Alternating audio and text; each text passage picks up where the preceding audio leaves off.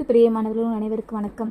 இந்த நாளிலும் தியானிக்கும்படியாக கொடுத்த வசனம் உபாகம் 28 அதிகாரம் 12வது வசனத்தின் பின்பாகும்.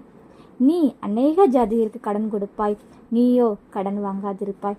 ஆம் பிரியமான அன்பு பிள்ளைகளே, இந்த வசனத்தை கேட்டோன்னே எல்லாருடைய மனதிலும் பேசுகிறாங்க, லேசப்பா ஆம் தகப்பனே, என் வாழ்க்கையிலும் கடன் இருக்கு, எவ்வளோ கடன் இருக்கு, அடைக்க முடியலையே, நாளுக்கு நாள் அதிகமாயிட்டதுன்னு இருக்கு அப்படின்னு தான் யோசிக்கிறீங்க.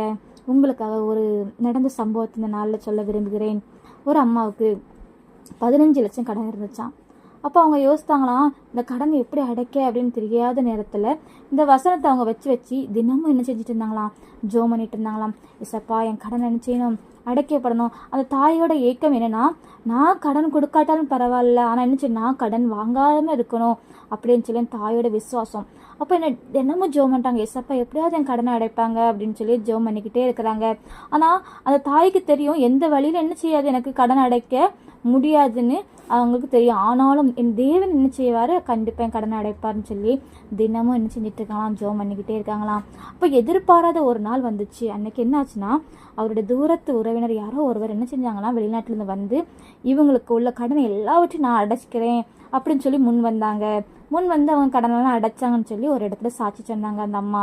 ஆமாம் அன்பு பிரியமானவர்களே, இன்னைக்கு உங்களுடைய வாழ்க்கையில் கூட கடன் பிரச்சனைகளை தவிர்த்து கொண்டிருக்கிறீங்களா?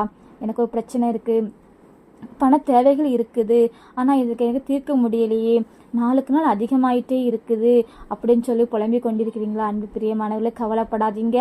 அவர் உங்களுக்கு வாக்கு கொடுத்துருக்கிறாரு. என்ன செய்ய கொடுத்துருக்காரு? நீங்கள் கடன் வாங்க மாட்டீங்க, நீங்கள் என்ன செய்வீங்க, மற்றவங்களுக்கு கடன் கொடுக்குறவங்களா இருப்பீங்க அப்படின்னு சொல்லிட்டு தேவன் உங்களுக்கு என்ன செய்கிறாரு, இன்னைக்கு வாக்கு கொடுக்குறாரு.